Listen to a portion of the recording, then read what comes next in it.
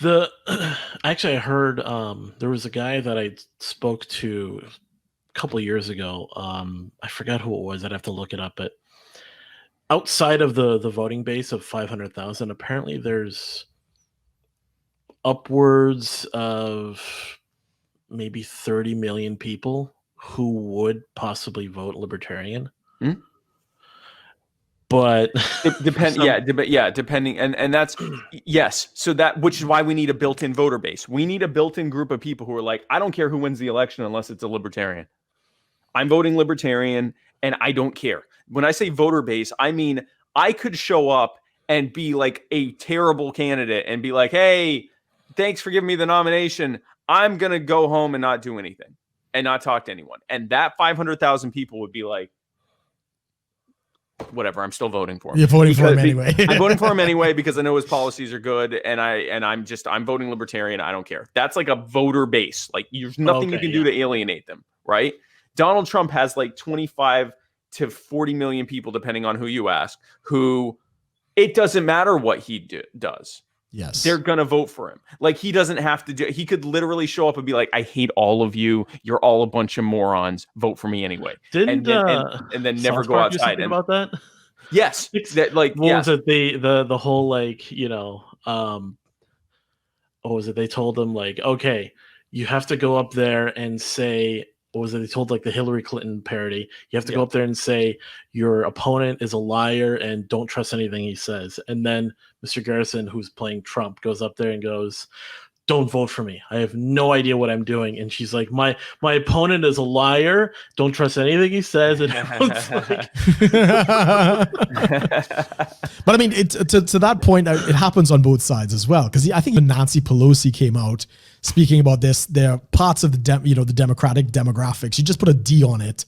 Yeah. And it's going to win. So this is the reality of and this is partisan politics in general. In the UK, the Conservatives and the Labour, the Tories, the Labour and Lib Dems have and the Greens have built-in voter bases. They have built-in people that are like, I don't care who's running in my riding. I'm voting for them, period. Doesn't matter. Correct. I'm voting for them because they have that letter next to their name.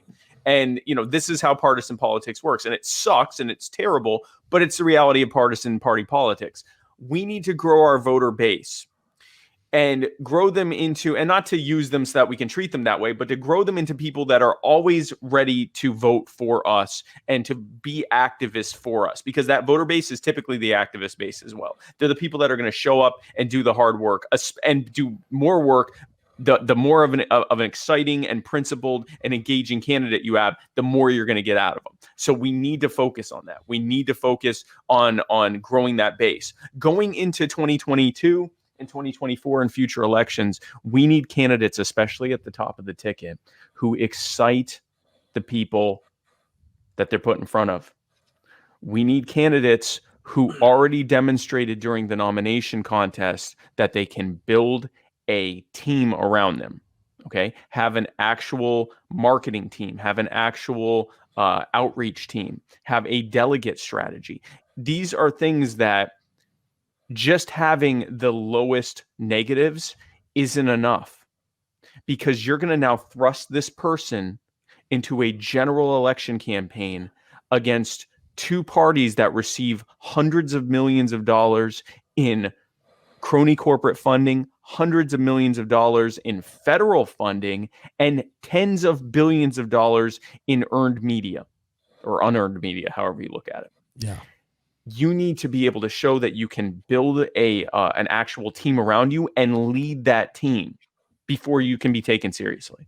So we need, those are the two biggest things to me. And then, yes, they need to obviously be principled libertarians, because one thing we proved in this election, we were told, well, the only way we're ever going to do well is, at all, and well by our standards, is to run candidates who aren't all that libertarian, but they're well known, outside of liberty circles. And so Gary Johnson was that. Gary's libertarian on a lot of stuff, but on a lot of other stuff he's not. But people know him. Yes. We did better than Gary did in his first run. So we've kind of, at the very least, we won that argument and got almost like twice as many votes as he did. So in his first run. So that lends itself to the idea that no, we can run principled libertarian candidates. But the important thing is we need to stop hoping that we can get on the debate stage and stop hoping that they'll give us some, additional time or some additional interviews or whatever. We have to build our own thing and bring so much excitement, so much momentum to the table that they have to cover it because it's newsworthy, because it's something that if they didn't cover it, their competing media outlets would cover it and they'll go, oh, I guess we got to cover it too. That we make it on the debate stage, not because we're petitioning and it was amazing watching all these people demanding to the CPD that they let us in the debates. But we need to grow a movement that's so big and so unable to be ignored that we make it onto the debate stage because we're polling at 15, 20%. There's nothing they can do to ignore that. So it's just, and it's the excitement that I saw and the dedication that I saw from everyday activists across this country. We just need to grow those ranks, because if we keep that excitement and just grow the number of people that are in it, there's nothing that can stop us. And it doesn't need to be in 20 years we can win governor, and then in 40 years we can win it can happen by the next election cycle, but we have to grow the movement and we have to actually bring more people into it and create an exciting message. We also need message discipline. We need to look at the things that voters care about and hyper focus on those things instead of trying to say what we think they should hear. And those are the three things that I think were the biggest lessons I learned from this campaign. Would you say that the party as a whole is kind of on board with that, or are they just kind of content to business as usual? Like they're really not looking to do a lot of that grassroots sort of stuff? I think there are two groups of people. Both of which are agreeable to these ideas. One group are the people who, and they tend to be the ones that have been in the party a while, they're okay where we are. They're not happy about it, but they're okay with it. And, they're the ones that have congratulated me on getting 1.2% because this was a uniquely difficult year for third-party candidates. And this is the first time that the LP has gotten third place in all 50 states, which means that, it just spoke to the fact that this was a difficult year. And, and that, during all incumbent years, third parties do worse. We're an incumbents trying to get reelected in the White House. The third parties always do worse. And we had with this COVID, it was with the lockdowns. There was even more of a weighting towards or a disadvantage for those who couldn't afford to put hundreds of millions of dollars of advertising out there, and and all these different things. And it's like, okay, yeah, that's true, but we need to grow this movement to not being reliant on factors that we have no control over.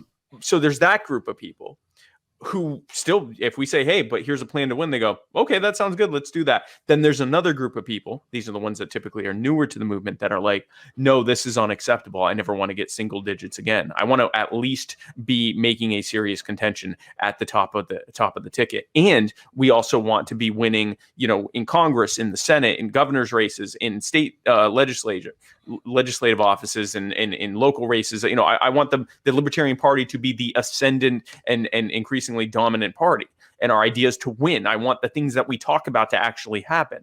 And there's this, I notice a lot of people that have been in this movement for a long time who will say, you really got to dial down your expectations. And I'm over here saying, no. You don't need to dial down your expectations. You need to dial up the understanding of what we need to be able to do that. I want us to have those expectations, but I want us to realize what it takes to do that. And then I want us to work together to do those things. None of this is impossible. We are not talking about time travel. We are not talking about something that we don't know how to do. There are feasible and concrete ways to do this. The reason I'm doing Culture Winning, first shameless plug of this episode, 40 minutes in, of a Culture Winning that I'm doing on my social media on Mondays and Thursdays at 8 Eastern. I am interviewing libertarians who have been elected and reelected to their offices to talk to them about how they did that. Libertarians winning elections are not a myth. And we need to end that culture of, well, that libertarian did great. He got 4%. No, there are libertarians that won.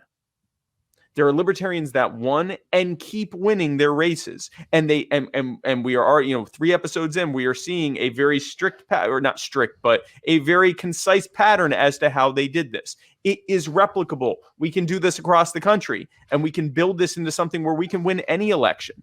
But we have to actually do the thing. So don't dial down your expectations, dial up what needs to be done to be able to do it. So to answer your question, the vast majority of people do want to do this. Some are ready to do it right now, and some, want to hear how it's going to happen and then are okay with it.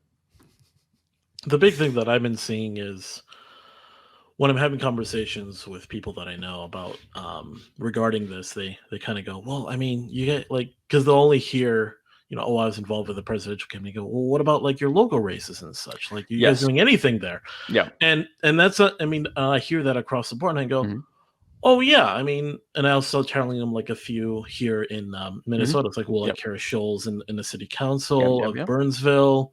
And I'm just talking about, I'll just name a few. There's this one guy over here and over there, and then they'll go, oh, I didn't know about that. I'm like, it's a 2-pronged effort. So we're always going to shoot for the top, but we also have people plenty that are in their own areas that are also shooting for local positions. And what I found was really interesting is you'll find, compared to the Democrats and Republicans, because Democrats and Republicans usually have candidates that are kind of I don't know, they tend to have to be in the party in a certain way. Right. There's a relationship. There's almost a rite of passage where they're kind of moving up it through the rungs to higher positions. Some of these people don't really whereas with libertarians, it's just anyone that has any real desire anywhere will just go for a position, and they're more likely to look for positions that are easier to win too. You'll have